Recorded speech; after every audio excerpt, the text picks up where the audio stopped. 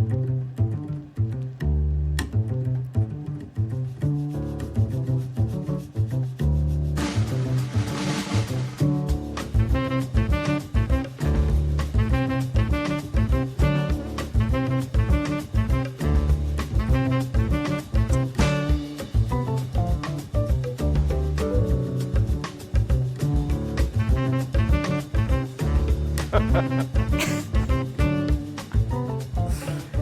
everyone, welcome to a very special episode of the VGBees podcast. This is a bonus. That's the bonus music you're hearing. That's right. Don't adjust your headsets.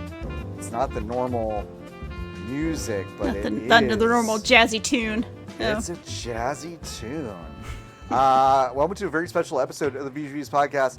If you listened to this podcast this time last year, you would have heard the dulcet tones of one Danielle Riendeau here Yay! with me. And me, I'm your host, John Warren, talking about the Pitt. Of course, we're back, baby. We're so back. We're so back. That didn't feel like a year ago, Danielle, really? Oh, man. No, that was in another plane of existence. Yeah. That was another time and space. It was so. I should have looked this up before we started. When did we record that? Because I am now like, I can't remember how on the ball we were, but you've got now like 20 more jobs than you had. It's true. And let's see, when did we record this? I'm so curious. Was it May last year or was it April? We were. Oh, wow, we're close. It was May 10th of last year. Okay. Oh, we're really close. Okay. We're really close. We're All really right. close. Yeah. We're really close. Not too bad. Not too bad. Yeah. We're 10 days behind this time, and we did it. So proud. So proud. If you don't know Danielle, which would be fucking crazy, actually, if you're listening to this show and you don't know Danielle, actually, just as a rule, it would be kind of insane. I'm sure that pertains to some people. Maybe. The contingent who thought you died after you left Waypoint. Yep. They still think I'm dead. They still think R.I.P. Danielle 2019. Like, they still think I'm dead. It's pretty funny. But you're not dead. You're here. No. You've been resurrected as one of the hive. She is the editor-in-chief over at GameDeveloper.com, and if you have ever clicked on the show notes of a VGBees podcast, boy, we got a lot of GameDeveloper.com all over those show notes. Oh, yeah. We do. Excellent. We pull from that source because they are not afraid to post the grim, stupid corporate bullshit that happens that I think other outlets are a little afraid of being too dry. But nothing's too dry for Nothing's too dry for us. Because we will look at any sort of corporate move and talk about it to death. Oh yeah. And boy, GameDeveloper.com, and this is a compliment, great at surfacing all of those stories. Thank you. I wrote a story about some moves at Microsoft just today. I wrote about some new executives, the new CTO and Chief Strategy Officer. In fact. Me, myself, see, we're a very tiny team over there, so I actually write news a fair amount, which is... I know. Wow. New skills for me. We clicked on it, like Lotus had put up a bunch of, stories in our show notes before, and I was on the road driving from South Carolina back to here last weekend. Yeah. And I was like, okay, great. Double Fine is unionizing. That's neat. Yeah, we'll talk about that. I opened this thing on the show, and I was like, someone named Danielle Riendeau. Riendeau. Yeah. I was like, damn, crazy. Yeah. Same thing happened with the Diego story. So listen, it's all in the family. It really is. Fanbyte lives on. VGBees, the Beehive, the Hive, and also some game developer stuff happening. Yeah, Diego's writing news for us almost every day now, which is awesome. Diego, shout out to Diego. Absolutely amazing person. Diego wrote a review for Zero Parades. That's the kind of the Disco Elysium. He wrote that, I think, over on The Verge. And I was just saying this is like, he's such a good writer, and English is his second language. Yeah, it's it's bananas. Fucking infuriating. Yeah. Like, Yes. I'm like, that's stupid. Like, I always am like, oh, no, I'm doing okay. And then I'm like, no, I couldn't write anything remotely that good in a second language. So, yeah, I can barely ask where the bathroom is in, any other language. It's really, it's a little sad, actually. I might end up in the kitchen. It would be bad for everyone involved, so. It'd be really, really bad. But listen, we're not here to talk about games, at least not for the full hour or however long we'd be chatting. Danielle and I love the show The Pitt. We talked about it last year. It was I think one of our favorite shows of last year. Definitely. I would say still one of my favorite shows of this year. But season 2 it was a little different. It's a different beast. It's a little different beast. Yeah. We fast forward not too terribly long. It's 4th of July weekend. Another 15-hour shift. Yep. For Dr. Robbie and which should be 12, but ends up being 15, as is usual in medicine. Yeah. We're back in Pittsburgh trauma, but it's summertime. We're definitely getting a Christmas episode next year. There's got to be. Maybe Halloween? Maybe Halloween. Because a lot happens on Halloween. Weird stuff happens on Halloween. A lot happens on Halloween, especially, and also, I mean, honestly, because I've actually done a lot of July 4th shifts, but I've done a lot of New Year's shifts as well. Like a lot of New Year's shifts on my ambulance. So it's you do get some holiday stuff. You do get some holiday stuff. And of course, that's a really good point to make, is that if you're listening to this and you didn't listen to last year, and again, don't know who Danielle is. And crazy. Volunteer EMT. A very harrowing job that you have been doing for a long time. Thank you. 10 years as of this month. This is actually my 10-year anniversary here in May 2026 of being an EMT in New York City. So it's pretty crazy. Wild. Yeah, you're an EMT in probably the most harrowing city to be an EMT, I would imagine. I think in some ways, yes. Yeah. No competition. Right. But I'm sure I'm sure it's very difficult. So if you're like, wow, okay, so one of us is a fucking subject matter adjacent expert. Adjacent, right? Definitely. So I work in the ER, but only in a somewhat limited capacity of bringing people in to the ER and giving my report. And then, I certainly do a little bit of this and that in the ER.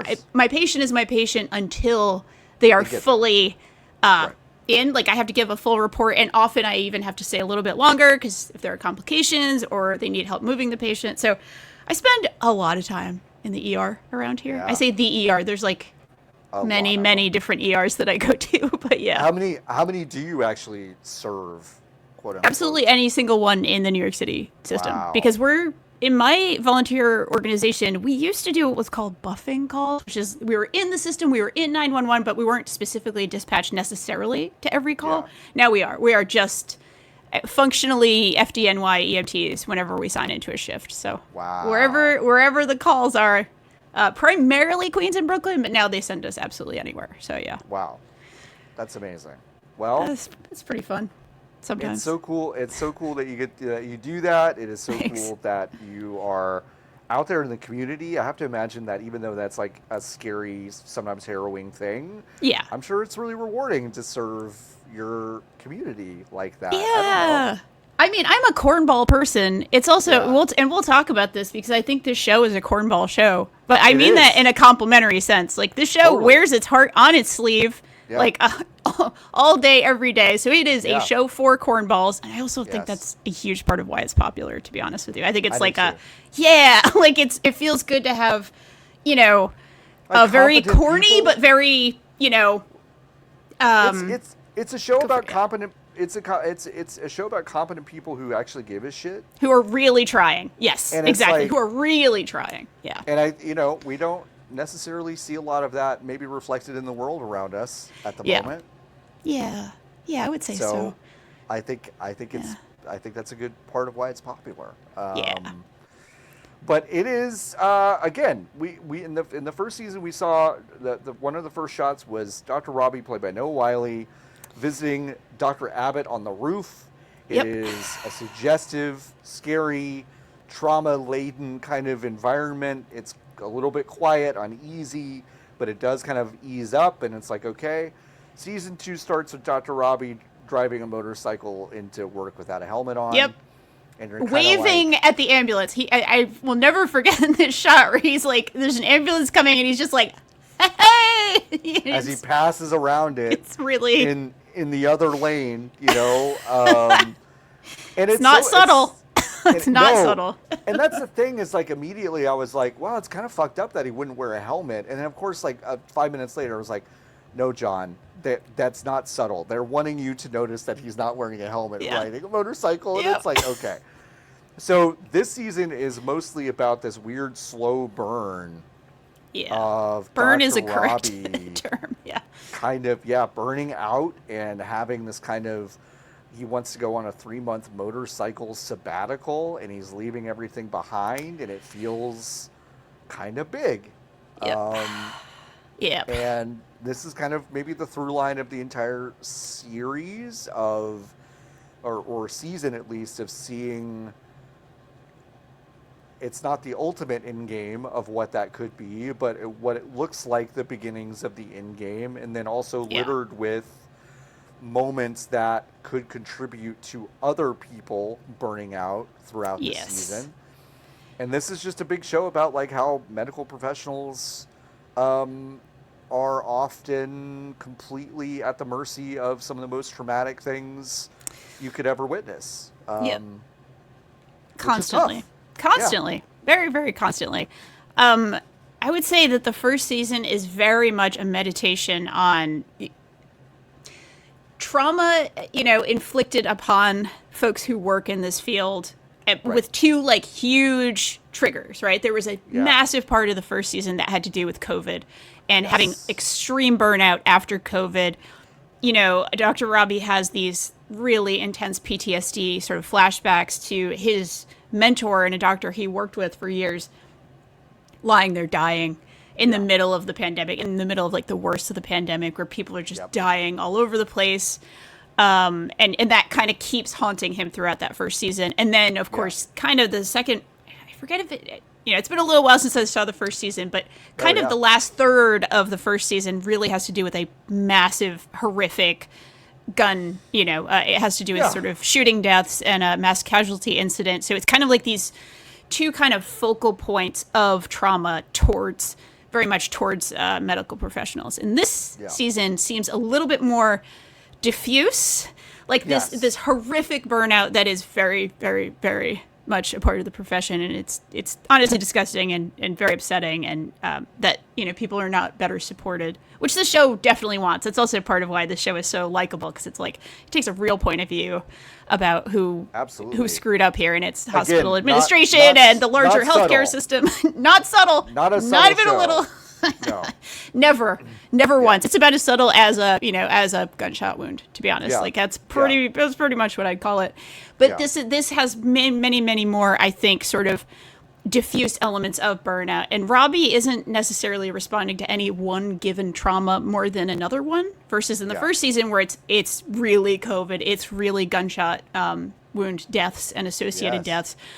There's obviously a million other things happening in the show, but I'm just saying like this is just kind of like his entire life has boiled down to, having clearly like an extreme savior complex and not having any real way of dealing with his trauma and just not dealing with it. And it's coming to a head. He's probably in his early 50s, whatever they're kind of going for in the show. And, he's been attending for God knows how long at this point. He probably went to med school right when he was 22. He probably went all the way through. And he's not doing okay. It's really, really, really the through line here. I don't know that anyone is in this show. I mean, some people deal better than others, but I don't know if anyone's actually okay. Maybe Whitaker's okay, but other than Whitaker seems just like, whatever, guys. I'm just as long as he has his funk, he's gonna be fine. Exactly.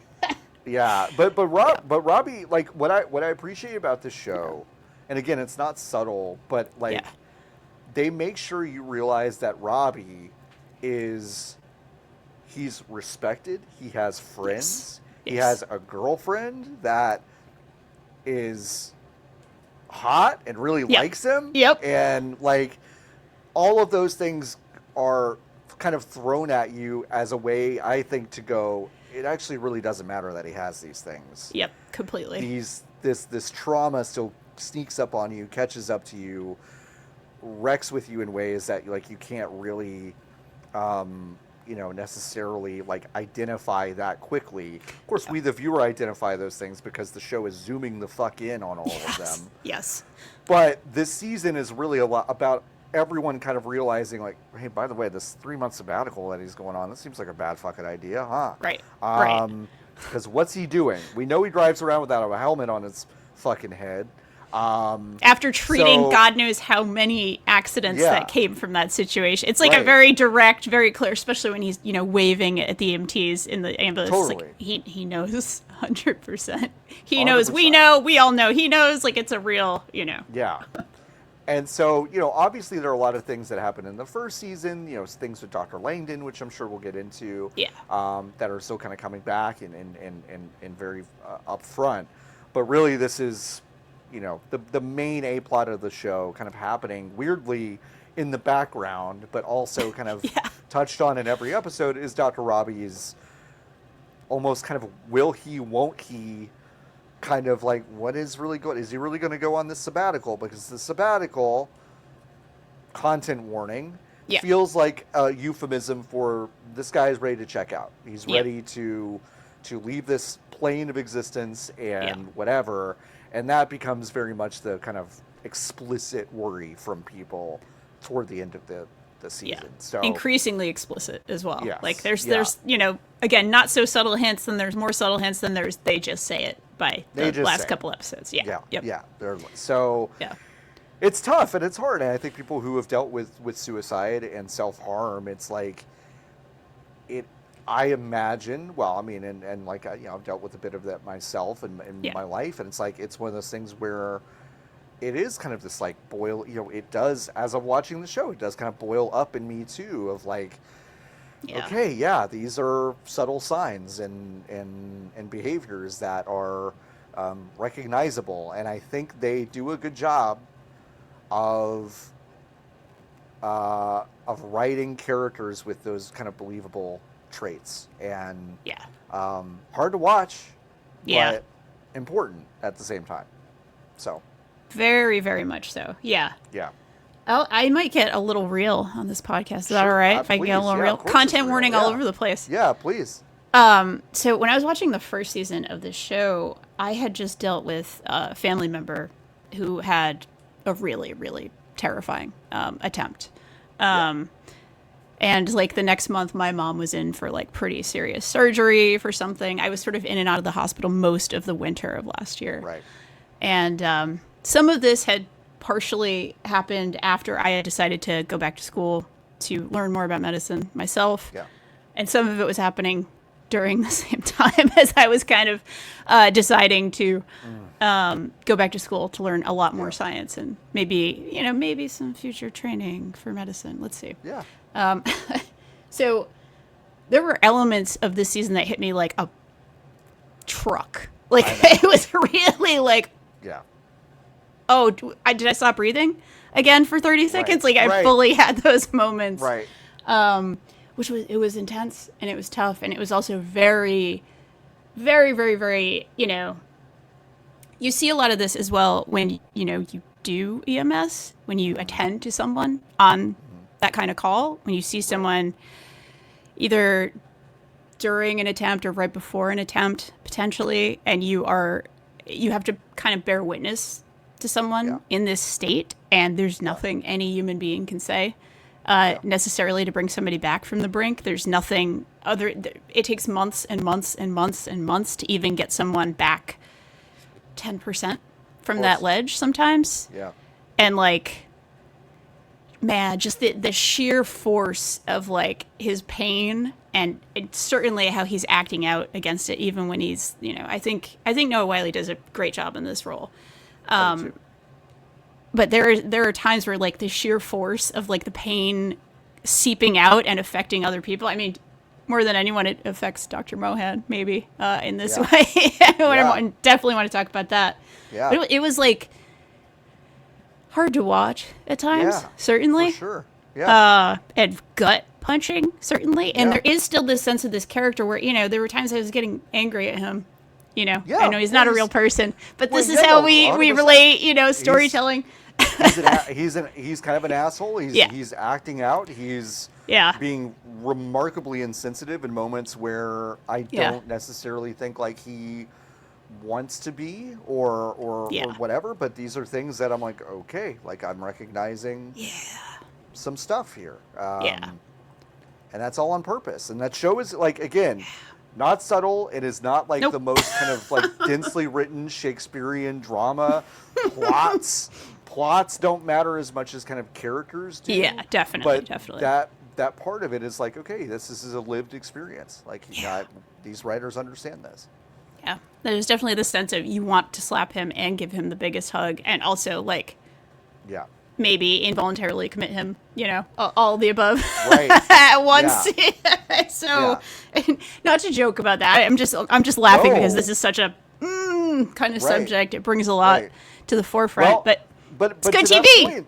But to that point, like we've seen psych holds as part of this show in both seasons. And it's, you look at kind of what those psych holds were for, and you go, well, I've seen people committed in this show for less than what Robbie is exhibiting, right? So it's like Definitely it's an interesting. True.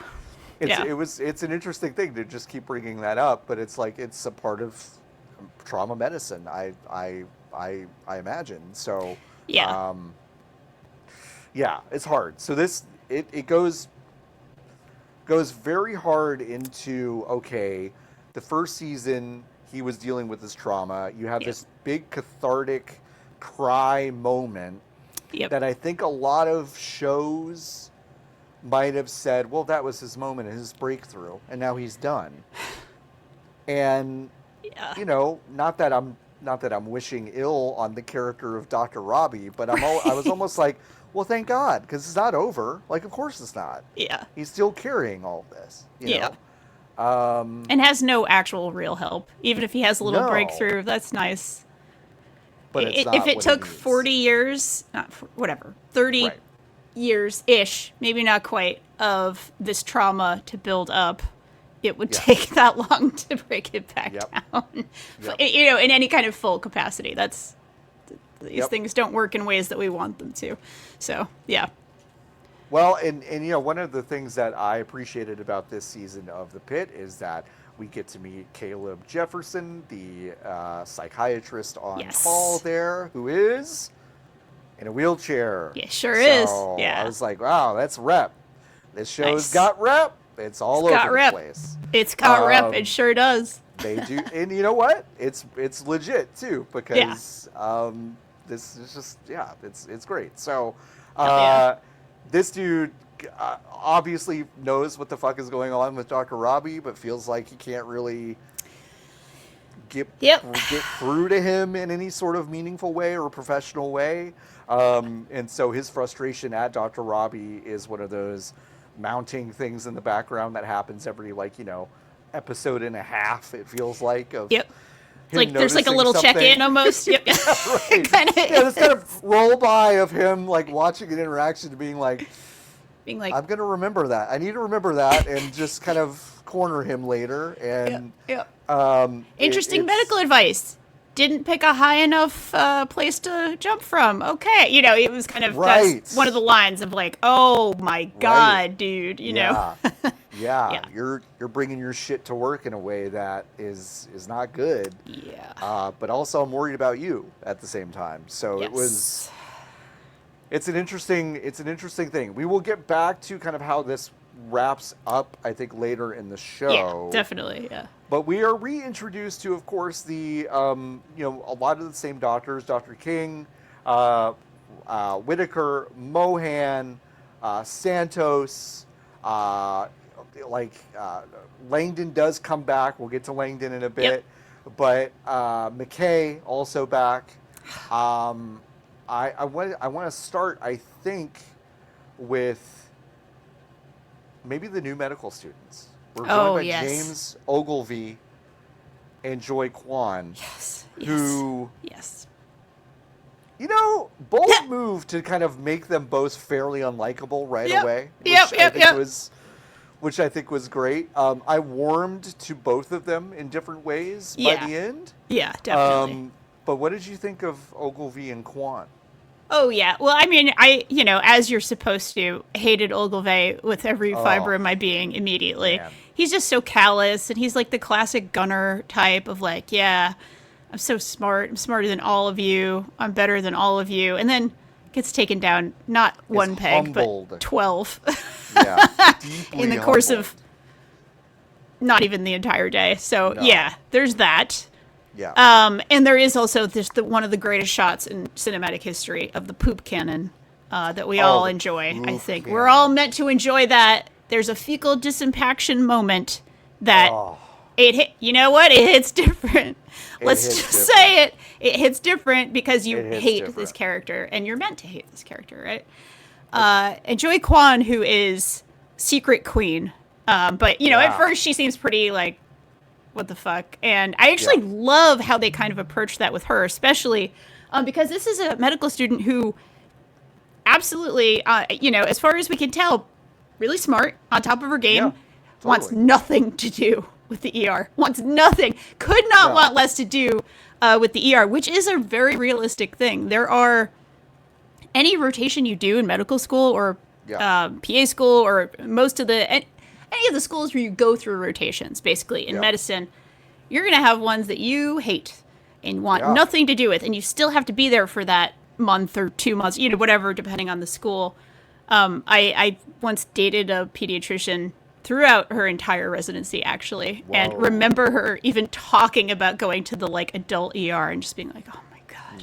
No, forget it. Yeah, these grown people, what is this? It's just it's very funny. And it is pretty realistic. 'Cause it's like, well, you need to go through all these rotations to have an understanding of medicine and how everything kind of works together. But some of them will not be for you, my friend. And she's pretty honest about that right away, which I did like. Yeah. Well, not right away, but, relatively early on in her arc. Up front. Yeah. Yeah. Nope. Pathology.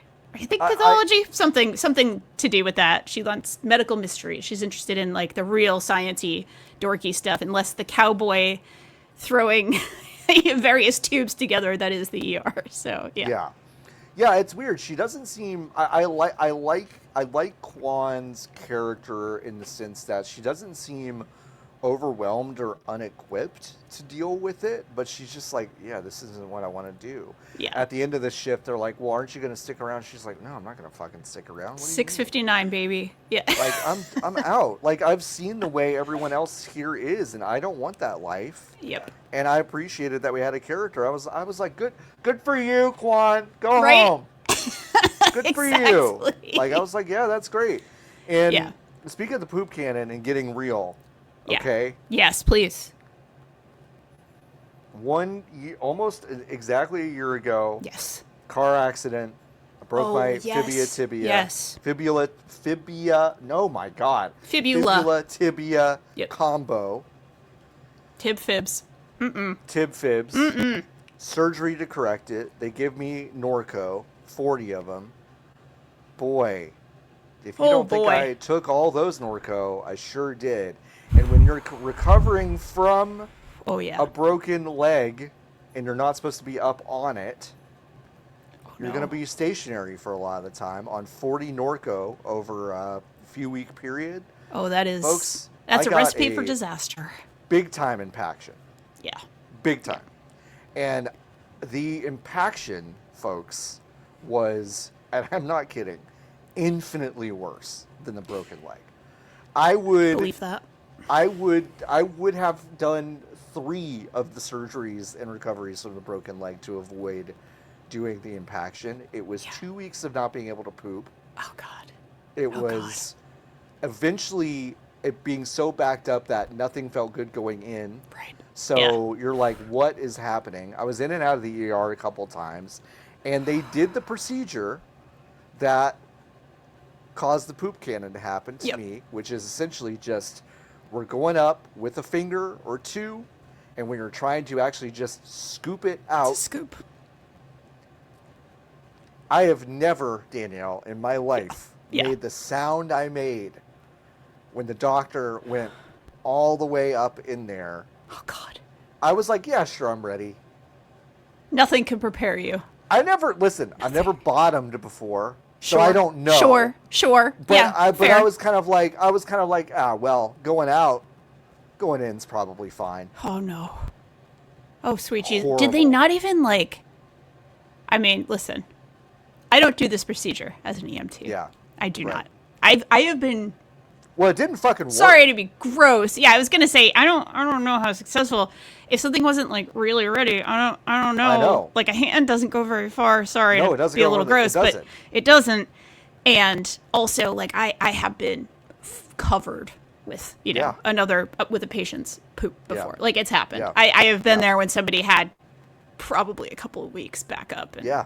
it all came out. It was actually the day, this is a fun story I like to tell my sister. It was the day I learned my sister had a multiple sclerosis diagnosis. And then I went out that night on my ambulance and got covered in shit. And I'm just like, it was a shitty day. That's a really bad day. She's doing great.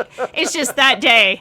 That's a bad day. That fucking day, dude. That's a bad day. That's a I one-two came punch. home that night and I just Man. like texted my partner. I was just like, can you please put a trash bag by the door? I'm not gonna come in like this. Okay, well, no. So I have questions. I'm going to ask it. Please do. So you get covered in shit at your job. What happens? Because we see in the pit in the ER, you've got fucking You got a scrubs gown. that you can. You've got a gown. You've got a gown. Yep. You also have a scrubs dispensary. All that stuff. Oh, yes. What did you? There was just like go home. You're covered in shit. They sent us home. That's how much poop there was. They sent us home. I'm not even joking. There was a conditions boss who like rode down. This is a complicated patient. Obviously there's no shade whatsoever towards any patient ever, and no judgment. information. Oh my God. It's Sure. just I just feel like I have to say that. You weren't implying that Yeah. at all. I'm just feel like I have to say it. But Yeah. I was riding down to get another bottle of oxygen from the ambulance, and we're riding down in the elevator together. And I swear to God, this is just like, he just turns to me. He's like, you're covered in shit, and I'm just standing there, and I'm like, I know. And he just sent us home after this call. It really was. It was amazing. Anyway. That did happen. Oh, we do man. carry gowns on the ambulance. Right. We do. Sure. This did not come over as that type of call. This came over Right. as a lift assist, that this person just needed help getting out. She had fallen, getting out of bed. She just needed help getting up. So we didn't come in with the gowns. Now, of course, always, what type of PPE you're wearing and what you're doing at any given time is somewhat informed by the call, but you can never count on it. These things do happen. This was not something we even expected on this call. And it was also, let's just put it this way, it was emergent. She was not covered or covering anyone at first. It happened while I was like trying to take her vital signs. So Sure. this is just what happened. Wow. Anyway, the poop cannon in the show, it really, in the show. It felt quite realistic. Although there was not, to be clear, I didn't have a cannon moment. There was just a lot of a substance, and it happened kind of everywhere, not just on me. So, Yeah. But Ogilvy does get hit with the cannon. He gets hit with, later in the show, making a vital mistake during a trauma, which he is deeply upset by. Yes. It's a moment that I don't want to say I'm glad happened, but it feels more like the inevitability of if you're certain about your abilities and you're certain about that profession will absolutely kick the living shit out of you. It will destroy that. It will do that. Yeah, absolutely. And it seems like an important lesson to learn as a medical professional, although it's not fun and it feels maybe cruel and unnecessary, and maybe it is in some ways, but it's like it did feel like the reality of okay, you feel like you know what you're doing, great. Well, you're gonna get over by hour 8 or whatever of doing this shit. You're gonna get overwhelmed by it, and you're gonna make a mistake, and everyone's gonna make a mistake, and not all of them are fatal, but some of them are. Some of them super are. Yeah. So his conversation. Sorry, go for it. No, please. I was going to say his conversation with Whitaker in that moment. So, this is after this happens to him. He's hiding in the ambulance bay, basically in some bushes, like literally hiding in the bushes. I understand. I've Yeah. had some bad days doing 100%. not this exactly, but doing something close to this. Yeah. And Whittaker, who shows who he's such a good boy. Like Whittaker, who by the way always looks wet. I don't know if anybody's ever talked about this, but he always looks wet. It's not even just sweat; he just looks kind of wet. I don't know what that's about. I no shade to Yeah. I can't remember his actor's name. Let me look at it real quick. Yeah, I'm like, let me get this up here somewhere. Garen Howell. Yes. No shade to Garen Howell. I think by the way, is a lovely actor and very, very. He does good a great in his job. role. Yeah. Just kind of looks like a drowned rat, 24 hours a day, which is very He does. like. He does. It's like, because I see him on like the interview circuit and stuff, Yeah, and I was yeah. like, wow, I don't know what he does, Right. but he gets into a mode where he's like, yeah, and on this show in the pit, I'm a drowned rat, and Really and good. here I am, because you're right. He always looks kind of wet and tired. Yes. Yeah. And which is a great characterization for him. But anyway, yes. Yeah. He's talking to Ogilvy in the back of this ambulance, which is a great moment. And he's really trying. And again, in the first season, this was kind of him because he got every bodily fluid on him, but he was did. never cruel. Never, ever cruel. He always had, he was always like a sweetheart. He always tried. He did some kind of stupid things, but genuinely out of, like when he did an IO on a conscious person in their arm. That was nuts. pretty stupid. Yes. But it's not like it came out of some kind of cruelty, the way Ogilvy makes jokes about people's weights, the way he makes light of addiction, the way he like clearly has no business being around in any kind of patient population. Whittaker is never cruel. He's just a little stupid at first, which, we've all made a mistake or two. And, 100%. Of all things in the world, an IO in an arm is incredibly stupid, but it's not in any way fatal or it's going to hurt a lot, but it's not going to cause damage to the patient. It's not going to ruin painful. their life. Yes. Right. It's not. That poor clown, he's going to be upset, but he'll be okay. He'll be okay. So, yeah.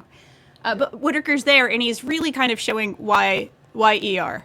It's kind of like, we could go to family medicine, we could go to something else, but I love how fast-paced it is. I love how hands-on it is. I love how it's different every day. I'd be bored in another specialty. And honestly, like something like that speech speaks to me as someone who is like potentially interested maybe one day, if the stars align correctly and, I brush my teeth and I clean the toilet well enough and all of these things that maybe, who could say, maybe I could work in an ER one day. Like I really get everything he's saying. Yeah. And also am terrified to my core of the burnout, especially as presented in this show. And also the assault. I mean, that's another thing we can talk about, multiple times in the show. They show patients assaulting healthcare workers, and especially small women, especially, we see a lot of that. And it is especially directed towards the nurses. In a very specific instance, a piece of shit tech bro, finance bro who got way too fucked up during a golf game. Yeah. Like fully puts poor sweet baby Emma, who I love. She's going to be a great nurse. She has the instincts. She has every instinct, and also didn't immediately die with the maggots or with the death or with she got put through the ringer on her first day, and the fact she's still like alive and walking and wants to come back the next day, she's going to be phenomenal. But assaults her pretty badly. And of course Dana, who I know we've been talking about the show for a while, but Dana, who is the lifeblood of this ER, who is the one who keeps it going, as Dr. Abbott says, the mama bear glue, I think is the way he puts it, that like keeps the place, together. Who has some pretty bad trauma herself from being assaulted badly, very badly. And not to put, I've been assaulted by a patient, but it was nowhere near that level, kind of thing, right? Like it's, she was punched in the face and I think maybe knocked out for a few minutes, kind of thing, in the previous season. Yeah. She might be doing something that's not the best thing by carrying around a drug that can knock out your patient, and who could say she may have hit him with it immediately when she saw Emma go down, which I liked. Kind of illegal, but I did really appreciate the kind of, especially in this season, the surfacing of like, okay, like Dr. King is doing a deposition for a possible malpractice, and we're doing Poor Dr. XYZ, King. and Yeah. yeah, Dr. King. Poor Mel. We'll get to Mel. Mel, but like, you know, the show is kind of flirting with this, like, what's the line between good medicine, bad medicine, good intentions, bad intentions. Yeah. You know, Dana's carrying around a really dangerous drug so she can mitigate the risk of in-trauma assaults. And Robbie, of course, picks up on, you know, immediately knows what happened, really. Yeah. Just intuits it and goes, yeah, you had that shit on you. Yeah. That's not good. But, you know, he also realizes, and I think recognizes, that maybe this is not the fight that he needs to be having. Yeah. But also surfacing the idea that, like, Dana could get into real trouble if she continues to do shit like that. Yeah. And I think, like, you brought up Emma and Dana, and I think, like, the assault is one thing, and then there are two other moments in the show this season that I think are incredibly important, and they both involve Emma and Dana. And Emma kind of oversees the death of a beloved frequent patient of the ER, Louis, who we're introduced to in season 1 as a guy who just shows up every few hours, it seems like, and it's just like, hey, I drank too much, and I don't feel great, and I need to kind of hang out for a little while. And of course this season starts as that, but Danielle, oh my God, I kind of knew in my gut that when he showed up this time, I was like, oh boy, I don't think Louis is making it out of this. Yep, Louis is not long. Unfortunately, Louis is not long for this world. Yeah. And, you know, it again highlights this idea of we can't judge the people who darken the doors of a trauma center almost at all. I mean, like, I pretty much at all. There are moments where they assault you, or you catch wind of some sort of abuse or whatever, which does come up in this season of the show. That, you know, it changes the calculus on those things a little bit, but it doesn't necessarily change the moment of do no harm. Yep, absolutely. Like, that's, you know, like, that is ultimately what happens. And to me, like, the genuine, I think, affection and love that these people show for Louis, who by our view as the viewer, is someone who is so hopelessly addicted that they are just going to drink themselves to death, and that is what happens. It is what happens, yeah. And that moment of him passing, where it is deeply traumatic and everyone is trying to make it not happen. Yeah. And then the moment where we see what happens in the moments after a patient dies in the hospital, and demystifying, which will also come up again, this process of what happens. We clean them, we move them, we have, if there's no family extant to really come and take care of them, what happens? Yeah. And there is a really beautiful but deeply sad kind of group viewing for Louis after he passes, where they memorialize him in a way, and I thought that was really sad. I cried a little. Yeah. And it was just deeply sad to think about, you know, people who pass and don't really have anyone in their lives to, I don't know. It's incredibly touching. And Emma actually holds his hand. I don't know if it's like a, I know it's corny. Again, the show is fucking corny, but it's fine. But it's like, it's fine. Know, she's kind of she's deer in the headlights about a lot of trauma she sees in those first few hours. Right. And then it sinks in kind of, I think, the human element of what she does, and she rises to the occasion. Yeah. And it's really sweet. It's honestly one of the sweetest little just gestures on the entire show. And again, it shows that she's going to be great at this. If she can avoid burnout, she will be. Even maybe if she doesn't avoid burnout, she might still be great at this. She has that instinct of, like, just be a human being in those moments. Like, be technical, be proficient, be everything you can, but also, above all, be human. And I really do think that's part of the thesis of the show, right? And Robbie maybe losing some of his humanity on some level, but never shaking it in other ways, you know, is maybe like a much deeper read, perhaps, of the show. It also, at least to me, speaks to something that I watched the first season mostly with my sister because I was Yeah. in Rhode Island for my mom's surgery for a few weeks, and my sister was there, and we watched most of the first season. And she kept remarking like, "That's not his job. That's not their job. That's not their job." And my sister works in the aid sector. It was actually a big, I think you know this, but she was in Ukraine for years, actually working in the aid sector. Right. But like just looking at how just what is happening, here in the very, very modern era of like, okay, yeah, the doctors, nurses, PAs, NPs, janitors, everyone who works in the ER is the only point of contact for a lot of people for any help in any area. Right. They might need psych help. They might need monetary help that they'll never get. They might need a lot of different kinds of help. They might need a ride. Oh my God, that comes up too. That comes up. Yep. They might need a ride home. And this happens all the time. I have patients who are really, really afraid of what happens. If you take me to the hospital, how do I get back? If they're having serious mobility issues and they do not have anybody to kind of rely on, this is something people will not want to go to the hospital often. Very, very understandably, because they don't know how they'll get home. And it's so you just want to cry a lot of times, on a lot of calls, you just want to cry for what a person's circumstances are. And it's like, oh my God, I'm so sorry.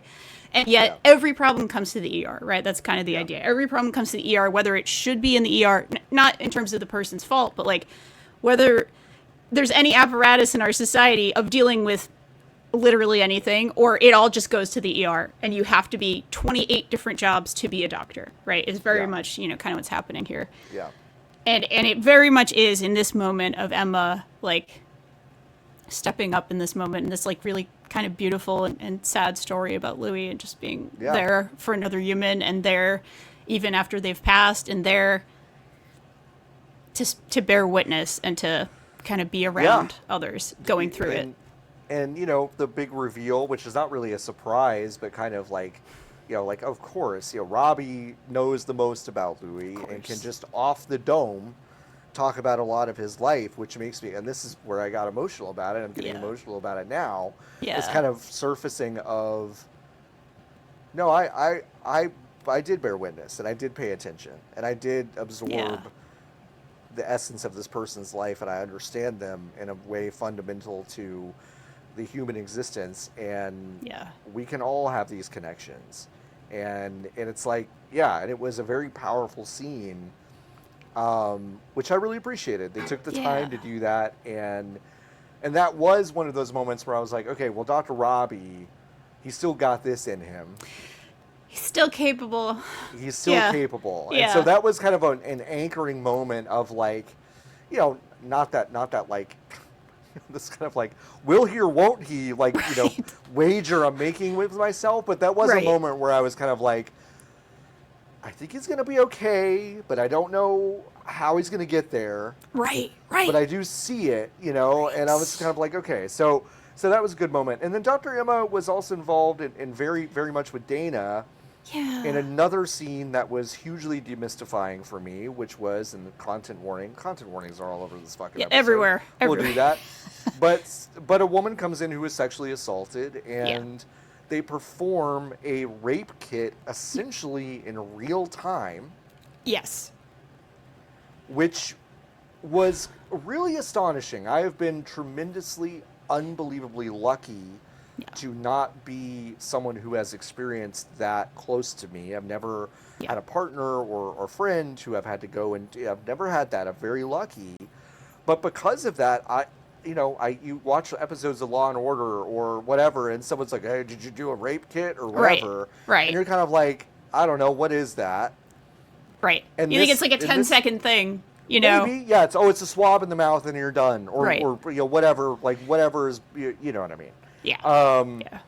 And to me, this scene of completely demystifying that and showing not only the cold medical part of it, not only the institutionally frustrating bureaucratic part of it, but the incredibly human psychological component of Nurse Dana having endless compassion, but also the professional decorum to perform this incredibly vital procedure that I think a lot of people avoid because they're afraid to have it done. Yeah. And it's so, during the time where, this patient, and almost certainly almost every single patient who has gone through that, it may be the most traumatized, if even hours after sexual assault. God, this scene, it absolutely floored me in every way. Yeah. Oh my God. Yeah. I couldn't get over, because of course, when I watch anything, I put myself in the shoes of everyone in every part of the scene, because why not, right? I don't know if it's OCD, I don't know what it is, but I'm always picturing myself in various parts of a scene. Scenarios. Right? Yeah, and and just like, is there anybody on earth you'd rather have with you in that moment than Dana? And it's like, she's so kind. Yeah. And remains so, she does everything perfectly, of course, but it's so kind and so patient and so fucking traumatized herself doing it. Like, she's obviously in some kind of pain doing this. She feels for this person. She feels everything for this person. Right. And she's explaining it. She's explaining it in the softest possible voice and just the clearest, softest possible way of doing this. And she's also like shepherding Emma through this moment too, is the other thing. Like, the kind of like composure as well as empathy for another human being that you need to do to be in this moment, this not even moment, but like this long and arduous, for a person who's gone through trauma like this process, while also bringing this, very young and very new and inexperienced nurse in. And vulnerable and, is absorbing a lot on her first day. Yeah. Here. Oh my God. Yeah. Yes. Yep. It's unbelievable. It's honestly like, I don't know.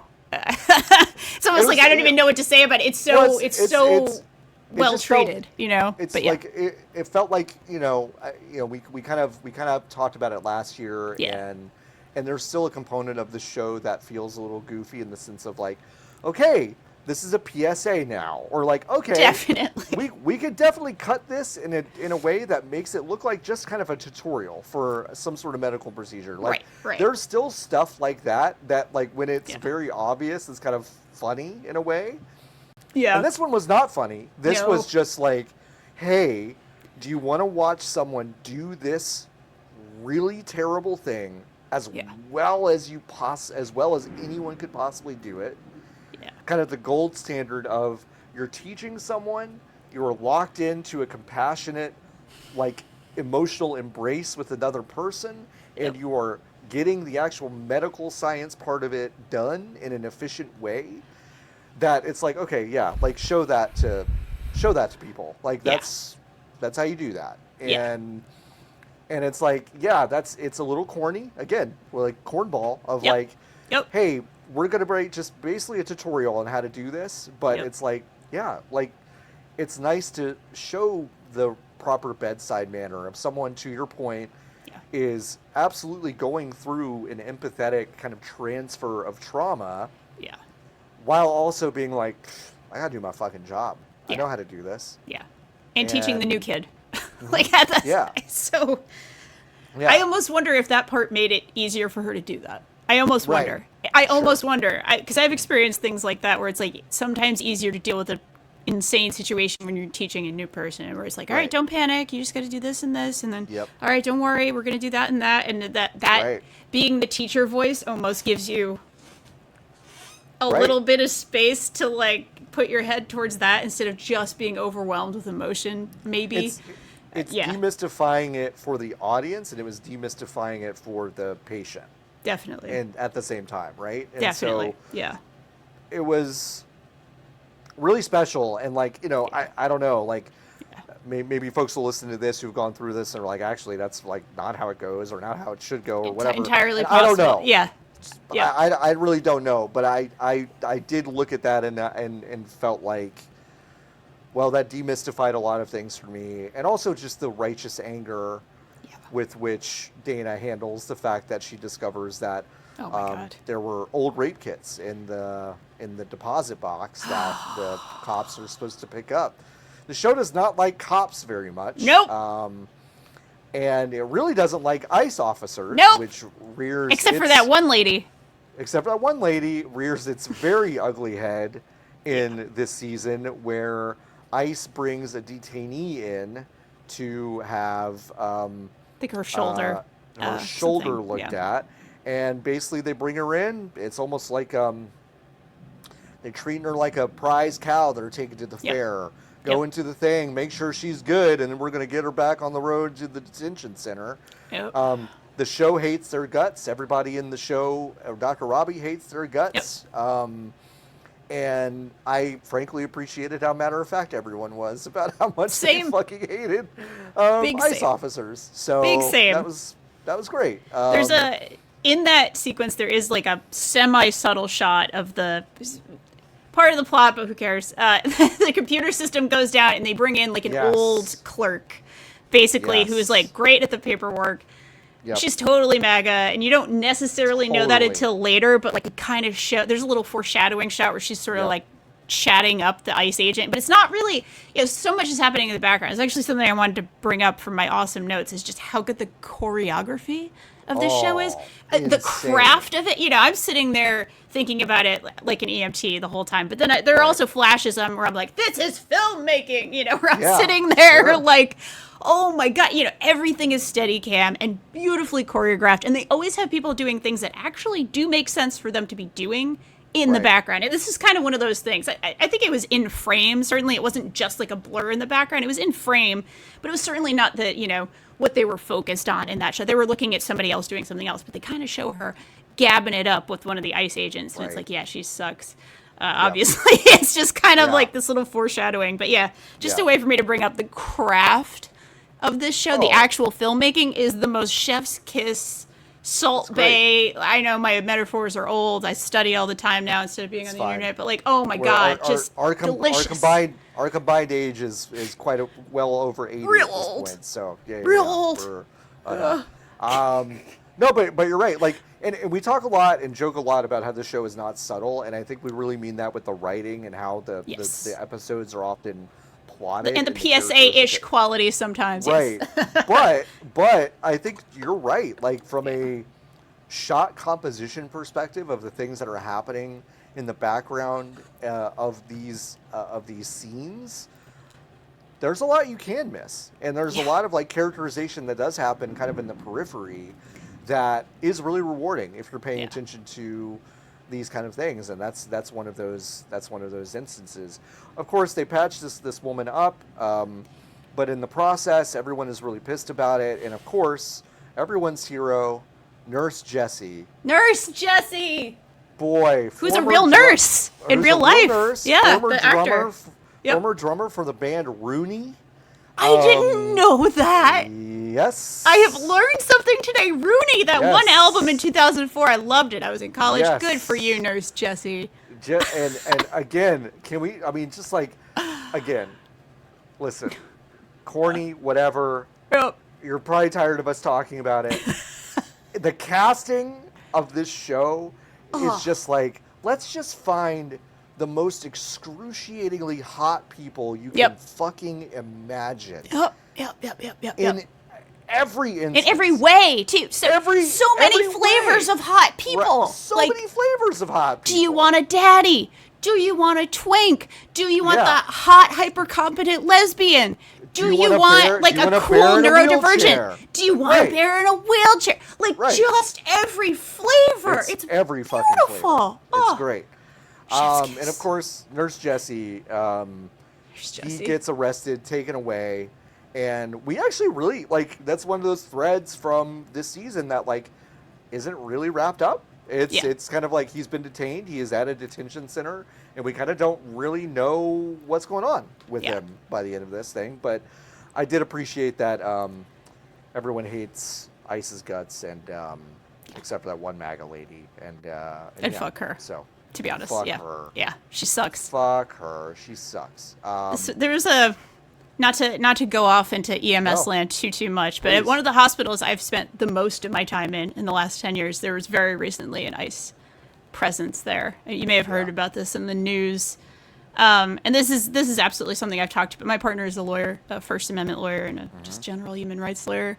When everything started going down, I kept asking her, like, is there anyone I can talk to about what I'm supposed to do on a call? Because a lot of times we're in a person's apartment, or we're on the street, or we're wherever, and the door is opened because other crews might be coming in. And I live my life in terror. Like, I mean this, and, like, I don't know if I'll get in some kind of trouble for saying this, but I live in a sort of terror of thinking, what if I inadvertently ever let, an ICE agent in. An ICE agent in because the door had to be open because fire was coming through, and, like, we needed help with fire, not through any machination of, like, trying to allow that to happen, but, like, the door had to be open because other crews might need to come in, and it's like... Right. What are you opening into this person's life?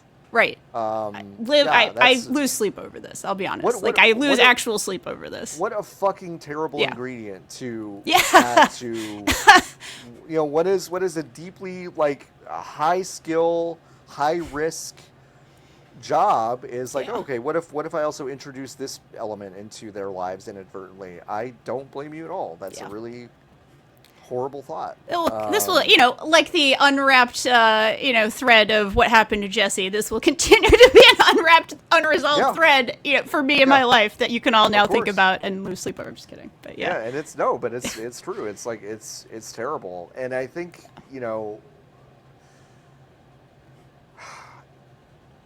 the show is. I wonder because the show will be back at the beginning third of season. Next year. It's coming back, and. I'm just like, okay, well, what horror is going to be introduced into kind of, because we had COVID response, trauma left over in the first season, some other things. Now we've got patient assault and mass casualty incidents, of course. Mass casualty, and then of course this ICE thing, and I'm just like, boy, oh boy. What will happen next? Technology failing. There's a little bit of AI in this one, although they didn't go as hard as I kind of thought. I think that's a good segue to talk about one of the most central figures of the second season. Yes, Baran. Oh my God. Baran al-Hashimi, who is the replacement for Dr. Robbie while he is on his sabbatical, who immediately kind of introduces herself as like a hyper competent, very even keel. I'm also going to say hot, and I know, oh my and I know, God. and I know, and as a woman, I know, as a woman in medicine, I'm not trying to reduce her. I know, I'm not. I know, she is hyper competent. She's awesome. She likes AI, and that's gross. But it's absurd. It's hard. It's hard. It's absurd. It's really hard. Sometimes someone is so hot that it's hard. You're not alone. You're not alone, Danielle. The number of fan cams I've seen of Baran al-Hashimi, it's in the hundreds at this point. So, yeah. But yes, she is hyper competent and kind of even keel. Yes, she wants everyone to use AI, which of course Dr. Robbie, being the hot person he is, immediately introduces himself as someone who thinks that is stupid fucking bullshit. Yep. Which he's right about. A huge waste of time. And of course, all of that desire to have AI interwoven into charting specifically is undone by the fact that there's a cyber attack and all the systems are shut down. And so Santos... And they have to write it on paper. Yeah. One of the weird... I will say one of the actually very strange, although, I bet it's realistic, but one of the very strange plot points of Season 2 was the fact that, Santos was doing charts for, fucking 6 hours in this season. It was she didn't have a ton to do in this season. It was just kind of I guess not every person is going to have a ton to do every day. And boy, Santos was just I'm charting and I'm struggling to get a translator for someone. And that's what I did today. I had two major issues with this season. Yeah. One is that they did her kind of dirty, and they did Dr. Mohan filthy, filthy dirty. Santos, who I love her character. I really love her character. And I think she should go into pediatric ER because she's so good with kids. She has she has moments. Yeah. Poor Samara. Mohan has nothing good happens to her. Shitty things happen to her, and then she gets blamed for all of them, and it sucks.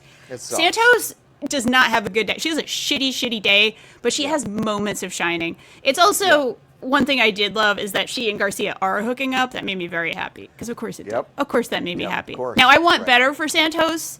She wants more than whatever Garcia says, where it's like sex Garcia, and it's takeout in bed. It's and it's like that's all she wants. No, she wants a little more. At least she seems like she wants a little more. Like she's kind of going, like, I want to hang out. You know, she wants a relationship, I think. So I did like that they were hooking up. That was fun for me. And then I was like a little sad for her. But that's like, all right, normal drama. That wasn't like they did her dirty. What did they do to Mohan? Like, I'm actually pissed. Like, I'm actually annoyed. This is like my biggest sin for the show for the second season. And again, I can overlook and even embrace the corniness and some of the easy solutions and some of the really, okay, guys, I see what you did there, but okay. Yep. No. And they wrote her off the show, too. Like, they wrote her off the show. Not only is she having a shitty day, she has a panic attack that Robbie blames her for, which is insane and fucked up and terrible. And Robbie of last season yells at Langdon for being mean to someone. And now Robbie is like, oh, you have mommy issues? You're having a panic attack? It was like... Get your mommy issues out of my fucking ER. That was and it's like, whoa, brother. And then they act like, oh, you can't even be an ER doctor. Go to geriatrics, which... Right. In real life, and I think maybe even on the show, but it's just the way they say it is so messed up. Like, she's an ER doctor. She's a 4th-year resident, which should be a 3-year program, but some places do 4 years. She'll be an ER doctor. There's no question. Unless you actually did something illegal or completely fucked up, she's going to be an ER doctor. Does she go to a fellowship? Right, yeah. She's completely equipped to be an ER doctor. Completely. Like, she could be an attending in most ERs. And even if it's not a level 1 trauma center, which I think the Pitt is supposed to be like a level 1 trauma center. Okay, if she goes to the hospital down the street, she could be an attending in the ER. Like, no question, no problem. She'd be fully done once she graduates. And like, okay, she wants to do a geriatric ER fellowship. Those do actually exist. There are fellowships for that. So that is a real thing. But just the way it's insinuated through the I think this is the weakest writing of the season. Just the way that it's insinuated that, like, you're not cut out for this. And it's like, she's a 4th-year resident, and she's done amazing work. So, shut up. Actually, like, she'll be in the ER. And I feel like this was a moment where the show almost kind of made us want to not really think about the first season in a way that felt a little she was so hyper-competent in the worst situation. She was so hyper-competent, and it was also like...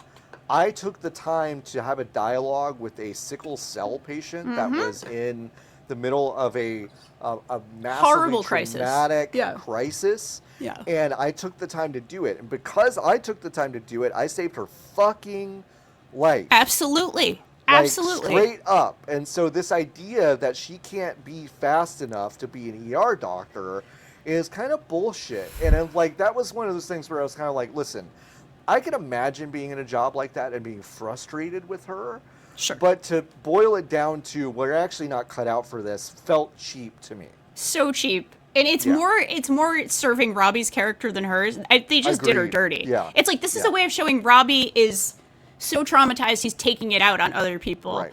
And I think there was some slight insinuation, or maybe I was just reading too much into this, but like she's not Langdon. And it's like season 1 Langdon is like the 4th-year resident baby. He's the golden boy. He's in control. He's the golden boy. He's perfect. He's a perfect boy. And it's like, of course, he has deep, horrible struggles himself. Yes. And she's just not him. So Robbie's going to take it out on her. Like, I feel like there was maybe some very, very subtle interplay there, but you didn't.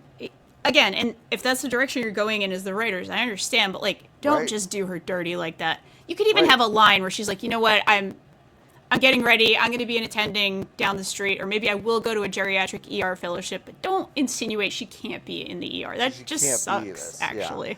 So. Yeah, it was really, really frustrating to watch what they did to Dr. Mohan, which like Supriya Ganesh is like, she has been in these really tiny bit parts as an actor for a while, and this was like a really big part for her. It's a meaty role. And I really liked her in it, and I thought it was kind of like, listen, I think with their whole worldview as writers on this show makes a little bit of sense to say, hey, like next time you see this ER, like it doesn't really make sense that the same people would just be here. Which is correct. It's a teaching hospital. It's it's like they're going to rotate in and out. They're going to go other places, whatever. But I do wish they had maybe given Dr. Mohan a bit of a different send-off of her coming to the conclusion that, yeah, she wants to go be an intending somewhere else instead of being berated to the point where it felt like, well, yeah, of course she's going to get written off the show because everyone's so fucking mean to her on this day. And it's like, that sucks, you know? Not that every like storyline needs a pretty bow and not everyone has to be super likable all the time. Like, I get that. I agree. Yeah. But I did think they did her dirty in a way that I think undermined some of the things that we already knew about her. Yeah. We already know she's hyper competent, and there have been some medical professionals. Because of course, I'm on medical Instagram all day, every day. Right, this is what I look at when I want to relax. Is people talking about whatever horrible thing. But people who like, especially some women of color, doctors of color, who have said like, I really saw myself in her. Especially that she had that moment of in the first season of hyper competence in the worst situation on earth, did amazing. She was like, let's go, I want to do another shift, and then immediately had like a crash not immediately, but like and privately, and not in any unprofessional way. She privately had a bit of a adrenaline letdown in the bathroom privately, crying. I've seen doctors who have said like, I really saw myself in her. I've had that experience. That has been me, where I thought I was great and fine, and then it's like, oh shit, I'm really not okay after a horrible day, and then being like, what the hell are you doing, show? Like, that kind of thing. Which this is not insurmountable. Like, this happens. Right. So, yeah.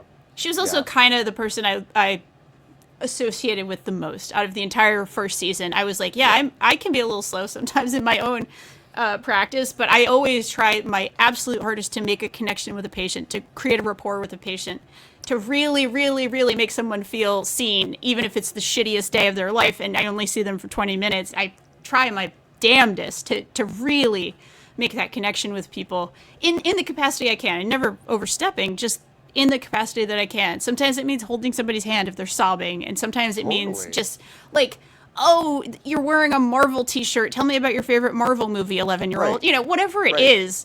So I really like identified with her in some ways, and then was just like, well, that sucks.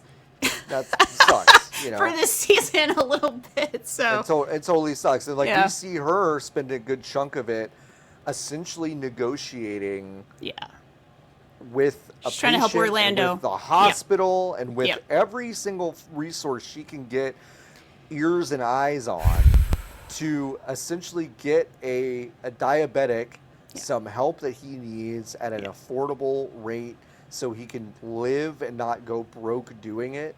And to see that storyline had a very tragic and sad kind of ending. But also, for her just having this like day-long struggle, and then to just be called out as someone who essentially cares too much. Kind of sucked. Like, it's awful. She had the worst day in a lot of ways, and I think like that was it was not fun to watch her struggle as a character. Which is not to say she didn't make a mistake with Ogilvy. No. She did. She should have checked. Absolutely. So it's not to say, oh, she's this perfect princess who never does anything wrong by any means, but she's a good doctor and should not have been treated like that. I know these aren't real people. But if we're criticizing the writing in any event, it's that one. That sucked. We talked about it briefly, but Dr. Langdon is back. This is his first day back from a leave of absence. He has gone to rehab. He has gotten clean. As far as we know, that's one of those things. It seemed legit, but it was always a question. Yep. And what I really liked about the way they handled Dr. Langdon is he came in a little bit gun shy, but also I think still like, I think a lot of people expected him to be very self-flagellating and and passive. And I liked that as the day wore on, he was like, I have to be myself still to be here. And who I am is confident and extremely competent and sure of my own abilities in a way that says, hey, listen, I know that I fucked up, but I know that I could do this job, and I know that I'm here to do this job, and I'm going to be competent in it. But I think that because he wasn't this kind of shrinking Violet, some other characters had an issue with that. Santos had an issue with it. I think Robbie had an issue with it. Yep. And I appreciated that. So I didn't know how you felt about Langdon this season, but one of those characters that, like, I know a lot of people don't like him, but I'm like, man, I'm like, what a charming guy. Like, it's easy to like him in a lot of ways for me. So also stupidly I'm rooting hot. for him. Stupidly hot. God. Just stupid. It's stupid. It's just stupid how hot it is. Stupid. They even do a storyline where there's some drunk college age person who's like, your doctor's hot, with her drunk friend or whatever. It's just kind of good. Yeah, I have really complicated feelings about Langdon because, you know, I really love Santos, even though I think she has some real flaws. I love what a just kind of a badass she is. And again, I really see her in the pediatric ER. I really do. Like, because she is kind of an asshole sometimes. She definitely is. Right. But with kids, she is the kindest, sweetest sweetheart. There's a boy who has a fireworks accident. She's like, okay, honey, this is what we're going to do. She's just so natural and good with the kids. She sings to Baby Jane Doe. Baby Jane Doe! Yeah. She sings to Baby Jane Doe. You know, she just has this moment. So I just love her. Yeah. And her beef with Langdon is the realest of all beefs. Like, she catches him stealing medication from patients. Like, that's huge. She has a reason to hate this man, and I'm there for it. I also think that Langdon is a phenomenal doctor, and he's usually, other than with Santos, he is really likable. He is he has such a relationship with Mel King, too, who is just the world's greatest delight on Earth. And it's like, they have this really gentle, kind, almost brother-sister kind of relationship. Yeah. Yes.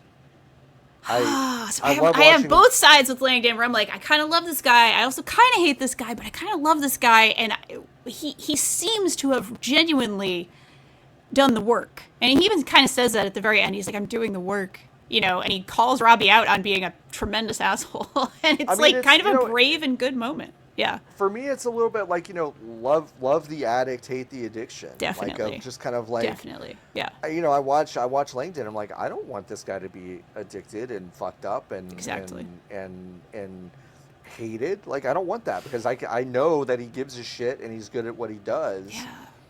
And addiction drove him to do something that is pretty fucked up. Pretty bad. Yeah. Like, pretty bad. I mean, in terms of the medical field, it's pretty bad. But I appreciated that he was let back in. I knew, you know, it's like they had to lie about it. Because when he came back at all, I was like, somebody had to lie. They lied, you know. He didn't go to jail. Somebody lied. Yeah.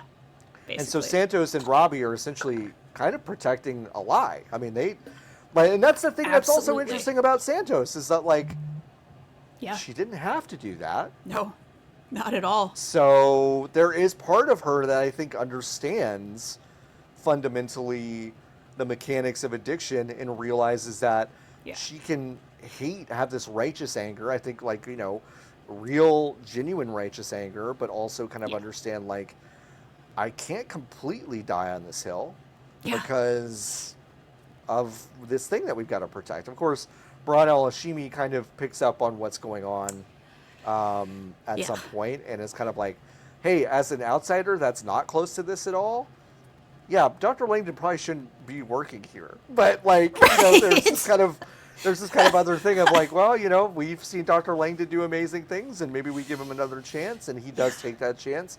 One of those subtle things that we talked about earlier that's happening a little bit in the background is there are 2 moments in this season of the show where Dr. Langdon's back injury, for which he started taking the pain medication to begin with, seems to flare up. Yeah, it's still there. So, hey, maybe that's something we ought to look out for. And they tease it, not tease it, but they have that moment where he takes ibuprofen in the, you know, the staff room, and it's like, and Whitaker kind of walks in, and it's like, there's a, So, again, it's one of those things. It's like, well, we're not done with this, are we? And it's how it is. Like, people aren't just done with trauma. They aren't just done with addiction. Like it is an ongoing, constant struggle. So I appreciated that they didn't make that struggle so much the part of what Langton's dealing with. It's more of like, hey, I did get clean and I'm ready to come back, but like now I've got to deal with all these feelings. But now it's like, toward the end of the season, it's like, okay, yeah, he's still going to be dealing with this for a long time. Yeah. Maybe forever. Yeah. Maybe forever. But yes, I love his relationship with Dr. King. So good. Who, Dr. King has this autistic sister. Yeah. And of course, quick aside, Mel King is also pretty autistic. Definitely. which is really great. And my favorite thing in the world is Dr. Langdon seems to just kind of like completely implicitly understand this, but 100%. Won't ever call attention to it, but it's just like, yeah, okay, like you've taught me how you care for your sister, yep, and I'm gonna take care of you the same way. And 100%. It's a very, very, very sweet, endearing part of his personality. So. It's maybe his greatest feature. It's awesome. That and of course the insane cervical whatever he did for the neck, like yes, very cool procedure. So Dr. King is back. Her sister actually shows up in the ER later in the season, played by an actress with autism who does a wonderful job in that role. And I love, again, it's representation, folks. Yes. We have a competent psychiatrist bear in a wheelchair. Yes, we do. We have an autistic sister who wants to get some fucking dick in her life. She loves it. All right. Like, it's and beautiful. It's like, and of course, Dr. King is stressed out by this, but I think we, the audience, especially I think people who have dealt with disability or know people with disabilities are just kind of like, yeah, no, I get it. But like, Dr. King, you represent, I think, the vast majority of the audience who's maybe being introduced to the idea that disabled people might have desires. Get it on. And it's like, and I was kind of like, hell yeah, let's go. So, rock and roll. Absolutely. That was great. Yeah. Those were good scenes. I really loved that whole storyline so much. I know we're probably starting to wrap up soon, but I really, really loved that scene. I actually, me too. So my partner has her brother is on the autism spectrum, and so she's dealt with a lot of this. She goes to some of the sort of like planning meetings for him and with various doctors of his and all kinds of stuff. And she does not watch the Pitt.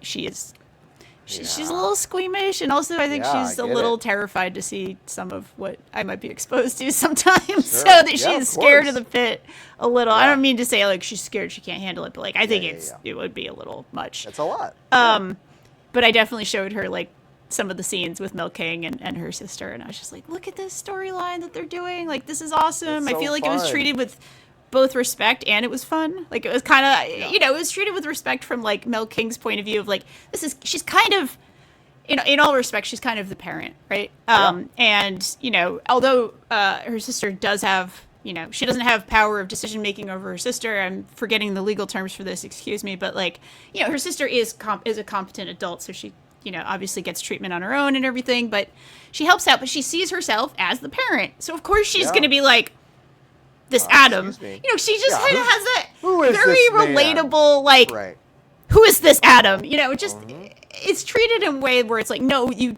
don't have the right to say no about Adam. She wants to get some. She is very much allowed to get some. And you understand that Mel is like, just wants to make sure it's all above board. That Adam was not pressuring the sister, that, that things are actually, this is a very consensual relationship, and she likes Adam. She hangs out with Adam's parents and everything.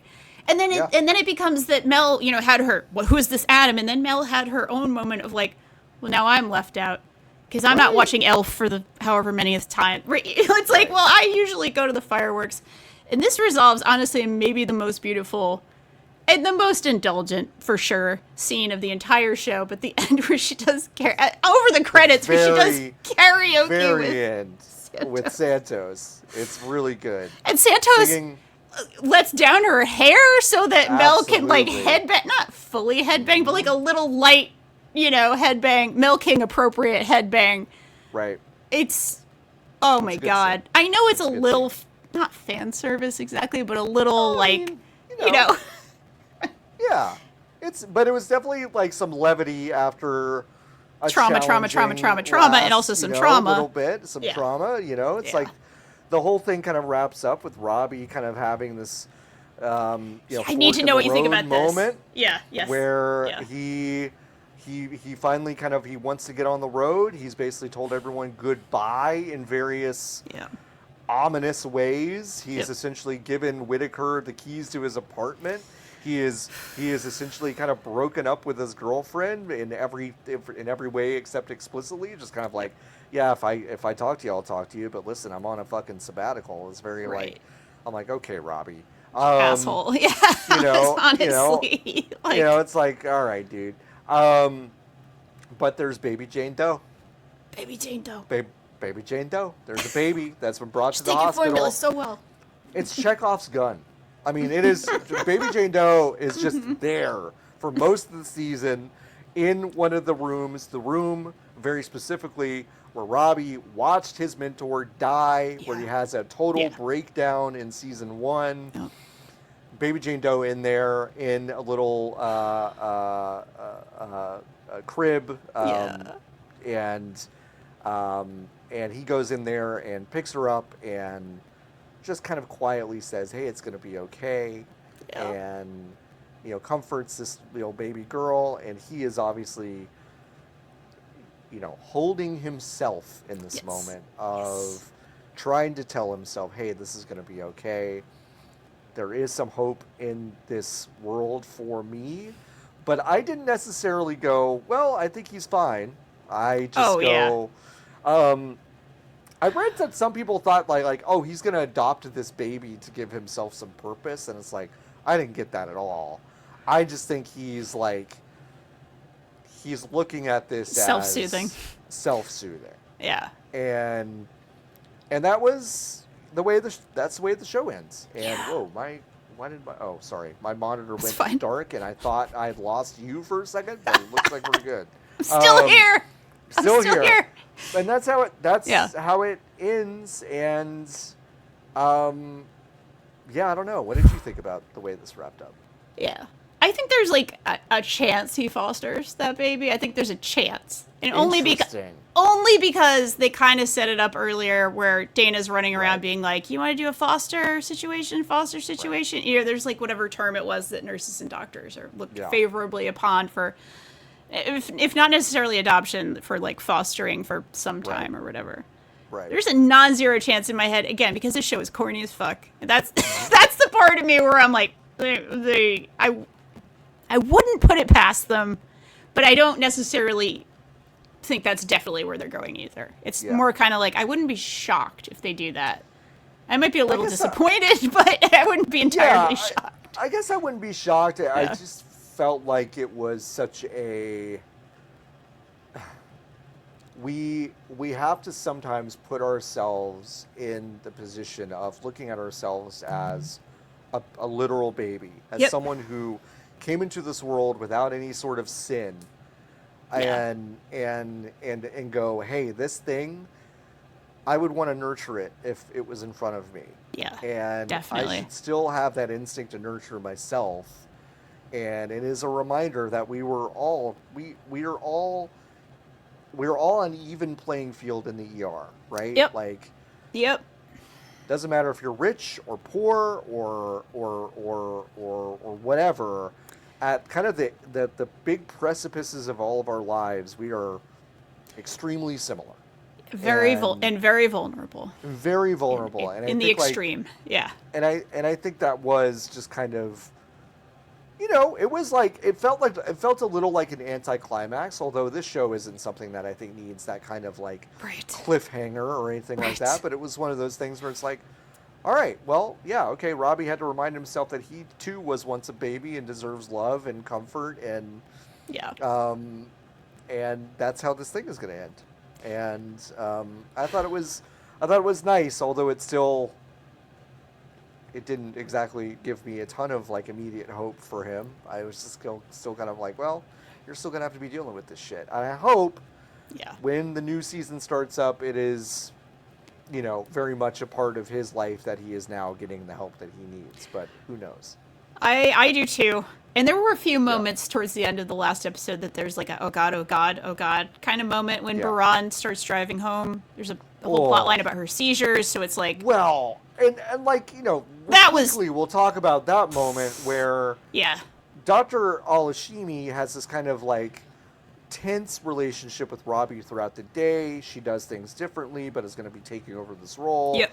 Robbie is clearly very skeptical about kind of her own sensibilities, about what she's going to bring to this job. The AI stuff is just part of it, but there's other parts. But Alashimi at one point decides, hey, I trust this guy enough to tell him, hey, I've had two. I had viral meningitis as a kid, and I've got these seizures, and it's a weird case, and I want you to know about it. And what he did was take that vulnerability and throw it in her fucking face. Yep. That was awful. It was terrible. Awful. Like... It was awful. Yeah. I felt so bad for Dr. Alashimi. Yeah, especially because, like you said, I do feel like sort of towards the middle they had come to some sort of mutual respect. And then this is just like...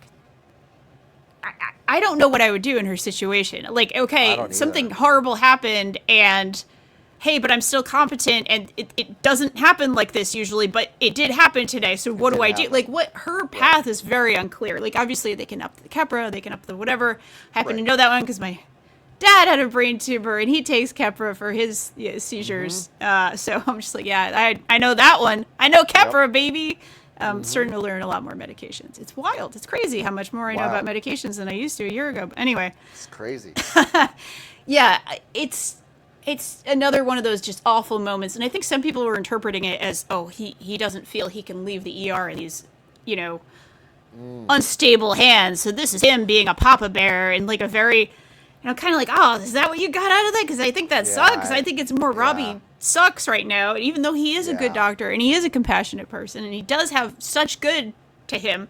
He's being a fucking asshole today. He's being a real piece of shit today. We care for him. We feel for him. He's traumatized, but he sucks right now. This is not a good thing to do. So yeah, I thought that was a very, very gray, kind of moment. And they were very clearly, to me, showing that, no, he sucks, actually, not her. Yeah. She's doing what she kind of can to disclose, but without disclosing, because, again, kind of like the situation with Langdon, like, do we want to involve the lawyers? Like, she goes, oh, there's safety in telling this guy what's going on. I have not created a sort of crisis that he has to deal with. Exactly. I'm coming to him on my own volition in a moment of trust, and it felt very much like, I know that isn't this, and it's like, it just has to do with like dumb fandom bullshit, but it's like, you almost kind of look at them as like kind of the beginning of a relationship, and not necessarily a romantic one, but like you see some through lines of that too, where if you're seeing someone for a few weeks or months or whatever, depending on how fast you move, for me it's usually weeks, maybe days. Yeah, for sure. You start to say, hey, I'm going to trust you with some information now. Yeah. Yep. And it's maybe my first act of what seems like love to trust you with that information. Definitely. And you can have professional relationships that kind of go into that vein as well, I feel like. Definitely. And yeah. For her to have that moment of vulnerability and for it to be thrown back at her was like, it was brutal. It was really and also to treat that very much the same way he treated the Langdon situation. Right. Like almost beat, not exactly beat for beat. He physically throws Langdon out, I think, in the first season, but close. But close. I mean, I'm going to tell everybody if you don't do what I say. Like, he gives her a fucking ultimatum, which is like about as bad. And and she drives away super mad and incredibly upset. And like, I was terrified that the show was going to do me dirty and have her get into a car accident and be like, see, Robbie was right. She can't do anything. Like, one of those, like, that sucks. The show's better than that. I know it's corny, but it's better than that, It is better than that. But yes, thankfully. So I was a little worried. I was too. All right. Is there anything else from this season that stood out to you while we wrap up? Oh, let me get my notes here. I think we addressed you took some everything. amazing notes. I write things out on paper now or my whiteboard because I'm like basically living as a pre-med student who also works full time and have a few part-time jobs. Yes, we did the choreography. We did Santos and Garcia. Yes. Oh my God, I just want to shout out Fiona Dorff. Holy shit, amazing. And she does such. Now she probably only sees like 3 patients the entire day, and one of them is like a cute guy that is hitting on her a little bit. One of them is an older man who she has to do something to his butt. There's a few things going on, but then she has the patient who is dying, not young, but woman in her early 40s, like her age. I think she's supposed to be 43, who is dying, and it's the saddest fucking thing on earth. Like she just has some good work to do, and I love her, and oh my God, she's amazing. Right. Yep. I think we hit everything here. Oh, I do love that there's a little tiny bit of NP and PA. Just mentions, just some shout outs. Donnie becomes an NP. That's an advanced practice practitioner who essentially is like on the same level as the residents. So you're able to give medications, you're able to give orders, but you still usually need an approving physician. So I did like that. That was pretty cool. Just wanted to shout that out. I really like Donnie. Donnie didn't get enough to do this season, but he made it work where he was. Yeah. I don't have that actor's name in front of me. Apologies, but I do love Donnie. No. And yeah, I mean, so I guess my closing thought, if I need to, is just sort of, watching this show and taking a lot of pre-med classes and being on an ambulance. Hit my 10th. Like I said, I hit my 10th year on the ambulance this month. That's amazing. And watching this show it's both like so invigorating at times where I'm like, I love this shit. This is so exciting. This is so amazing. Oh my God. Getting really excited about the procedures and getting excited about the realism.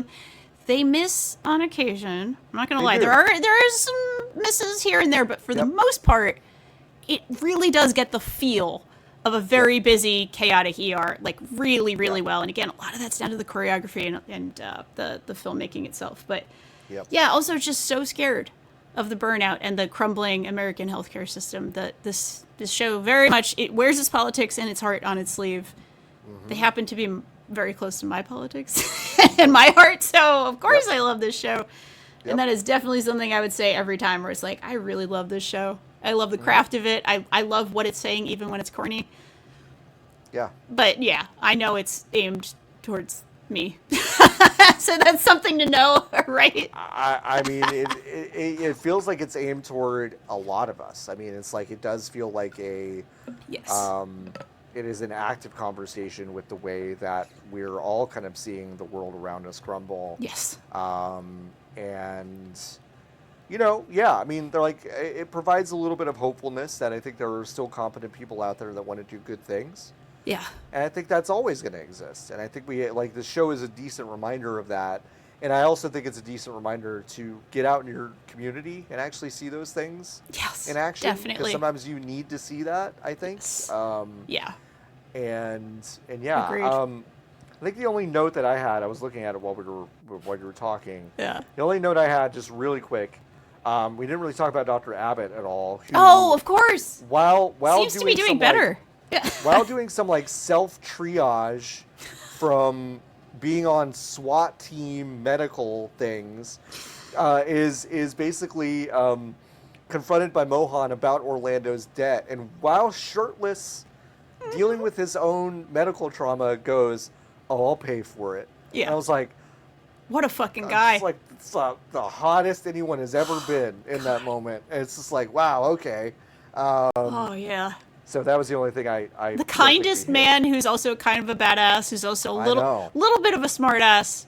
A little bit of a smart ass. I do love that he and the night shift have their little song that they do, their little call, their little because we're the night crawlers, whatever they call themselves. Yeah, I think there's a decent chance we get night shift next time. I think we do because one of the night shift docs has been confirmed for the 3rd season. I love her too. I can't believe we didn't mention her. She's so good. Yeah.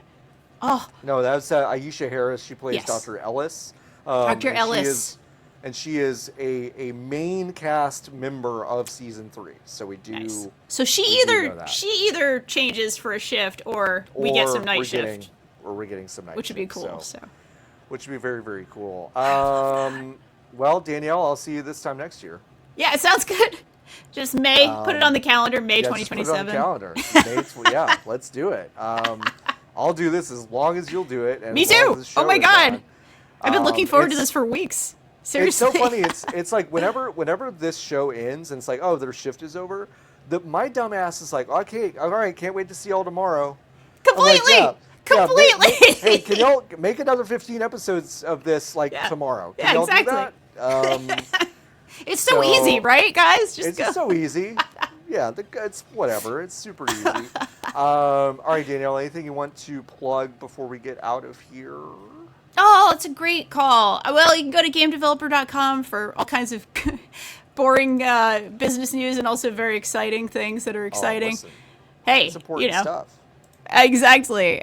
We do what we can. You can also follow me on Blue Sky. What is my Blue Sky name? I should probably have that. Oh, yeah. I'm just DanielleRI.BlueSky. So DanielleRI, .bluesky, whatever. You just find me there. I'm there. I post a lot about school and about EMS. Let's see how fast I can make that. There we go. Yo! That was real time right there. That was beautiful. real time. Go follow Danielle over at Blue Sky. Folks, you can join the Hive by going to VGBees.com/join. If you like this is, by the way, this is going up on the main feed. We're not doing real bonuses anymore in the sense of we're not gonna gatekeep them. Had long conversation with a lot of our Hive members, and it's like their big thing was like, listen, we just support the Hive. We don't necessarily want these things to be gate kept. And you know what? I fucking love that energy. That's beautiful. So I agree. It's for everyone. So welcome to what would have been a totally gate-kept podcast this time last year is now just kind of out in the wild. So if you like it and you want to support us and support more work like this, go to VGBees.com/join and join the Hive. Danielle, thank you so much. Thank you. I always love podcasting with you. We're back in the saddle. Me too. Yeah, I'm so excited that you're back on the show. We'll have you back. You know what? We got to have you back before. Yes, please. A year from now. I would love that. Do something else. Yeah, I can give you some really great content that I think a lot of people on the Beehive would like all the systems of the human body by vibes. Like, just by vibes. Okay. Like, I'm going to do a ranking list, That's good. A full ranking of the systems. I like it. It's a good idea. Listen, I'm going to hold you to it. I'll do it. All right. See you this time next year, Danielle. Thank you so much for joining us. Yeah. Or before. Thanks for listening to the Pittcast Season 2. We'll be back on a regular episode of the show, of course, later this week. And don't forget to follow our socials for SGF coverage. Oh, yeah. Nikki and I will be there all week doing stuff in Los Angeles. So until next time, keep on buzzing, everyone. Bye.